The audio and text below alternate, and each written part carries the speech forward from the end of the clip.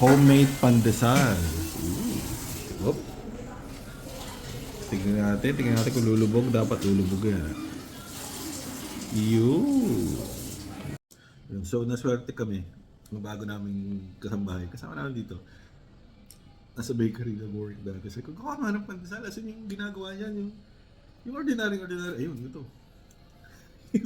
So, naalala namin childhood bumibili kami na sa kanto sa family namin. Ako pa taga-bili nun.